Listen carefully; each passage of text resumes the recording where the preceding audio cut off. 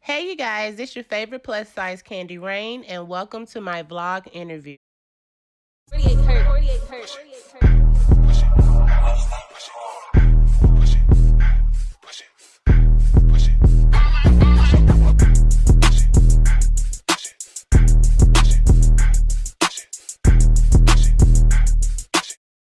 Today, I have the pleasure of interviewing Miss Tabbie Sunshine. Thank you so much for taking the time out your day to sit here with me and just accept this interview. Thank you. I think we should definitely take notice that this is your very first vlog, considering little bitty old me to participate in this. Thank you. Congratulations to you. Thank you for coming. So, how was your day today? It was good. I did a lot of hair today. Okay. Did you have a hard time getting here? I did not, but I did think that I was lost. Following my GPS, I've been to this location before, and it took me a different way. Okay. So I was kind of panicking towards the last 15 minutes, like, oh my God, I'm lost. Okay. So are you from Atlanta? No, I'm not. I've been here for 5 years. Okay.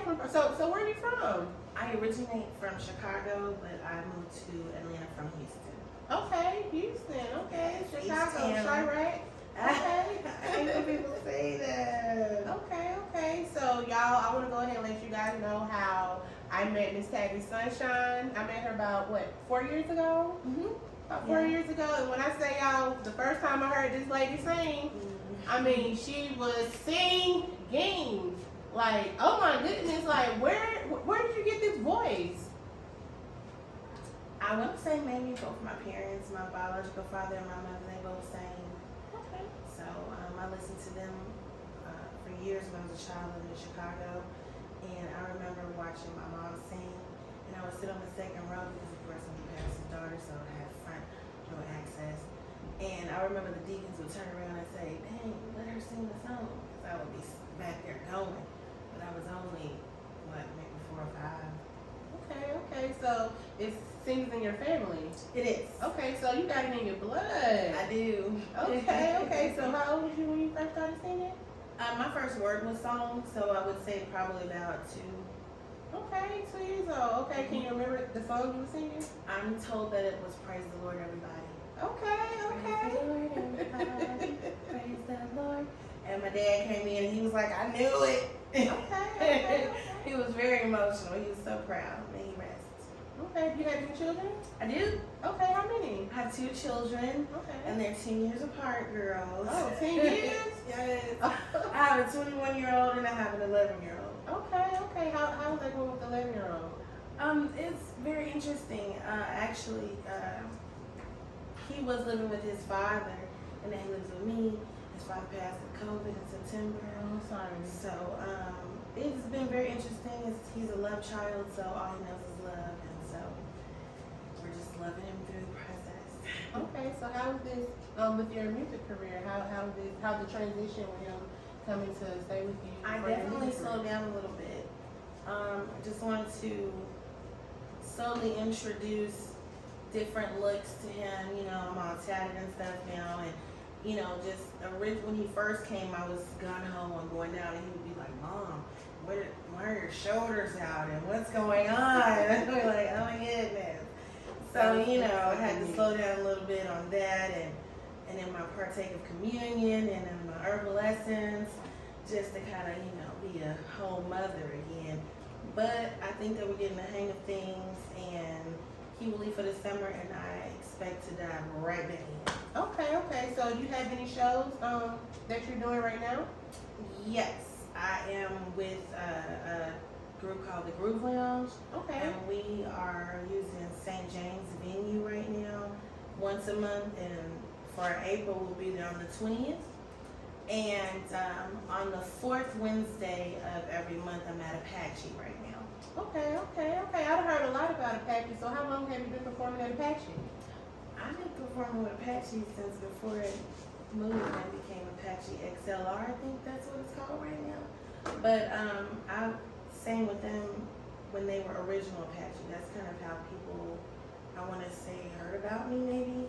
Okay, so what type of genre do you sing, if you don't mind me asking? It seems as if I sing soul music, but I would like to think of it as kind of like a neo soul type situation with a little jazz hints to it every now and again. Because no matter what I sing, for some reason it always ends in like a little jazz situation. Okay, so how was you introduced to the music industry when you moved to Atlanta? And that is hilarious. I went to an open mic with the gentleman that I moved out here with, and he was like, it's so funny. But he was like, you'll sign that list if you ain't scared to sing. And I was like, oh yeah, So I signed the list, and he introduced me. I had never done live music before, and that was true. I had always sang in the churches and the choirs and praise team and in studios. So I was watching how they had so much freedom, and I was like, well, I only know one secular song, Killing Me Softly. Okay. And that's the only song he had to give. So he did this long introduction. Y'all be nice to TT, she ain't never done live music before. All that was true. And I got up there, and this gentleman by the name of Candiirain, but they used to call him Bam, he was playing that night. Okay. And he was like, what do you want to sing? And I was like, Killing Me Softly. And I noticed how all the artists before me had changed their songs, or, made it, if it was like a slow song, they would be like Trap It Out or whatever, So I was like, well, can you do a little jazz situation for me? And he was like, okay, girl. And so I also noticed when everyone was singing, everyone was like, woo, sing, yes, sing. So I was like, okay, yes, it's good. And if I would be fair, it wasn't an open mic, so they were treating every artist the same. Okay. That's how I took it, just very encouraging. And so when I got up to sing, no one said anything. Like there was no whole, woo, girl sing, there was none of that. So it made me very nervous, and I closed my eyes. And I kept singing. And I finished the song, I did a little scat in the middle, and when I finished the song, but by that time I was discouraged, but in front of all these people, you don't want to give up, so I'm still giving all that I got. Right. But I really inside, I'm just like, oh Lord, just please let this song happen end. And when I finished though, I literally got assaulted, girl. People was throwing french fries at me, shoes at me, cards at me. I couldn't walk back to sit with the guy that I was with. I kid you not. And it was so weird to me because I could literally hear the bartender clinking their glass as they was making drinks. That's how quiet it was while I was singing.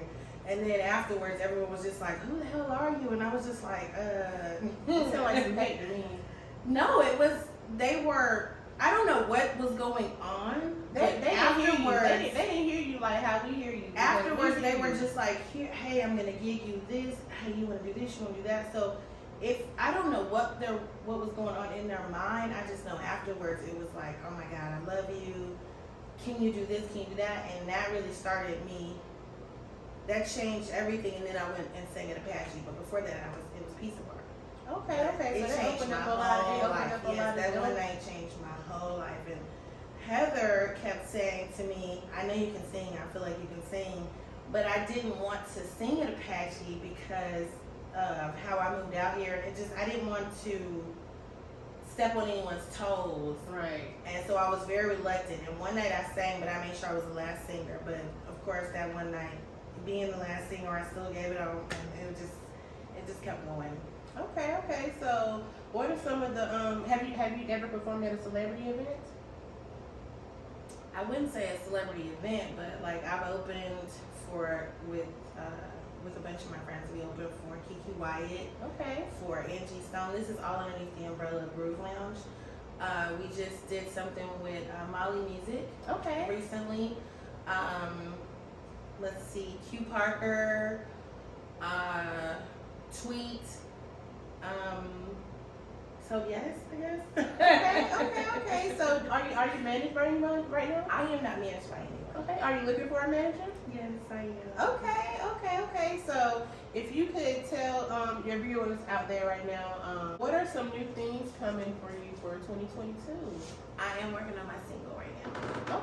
Okay. So you guys, y'all heard it best from Miss Tabbie Sunshine. Thank you so much for coming and interviewing with me. Thank you so much for having me. I think this is so bizarre, but thank you so much for thinking of me in that capacity. Right. So let everybody know where they can find you at.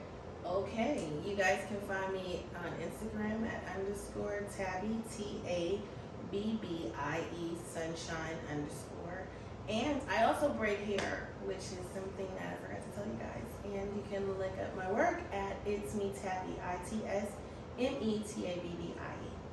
Alright, you guys, you heard it best. Make sure you like, comment, and subscribe below. You can follow me on Instagram at Candiirainco. The link is in the bio. Thank you again. Okay. Queen Chris Collection offers exclusive jewelry that reflects and manifests the best version of you with genuine stones and high-quality metals. Owned and operated by Kristen Gaither, an up-and-coming black female jeweler in the Atlanta area that's been popping all over the city with her collections. Follow her now on Instagram to see where she will pop up next, or shop online at www.queenkcollection.com.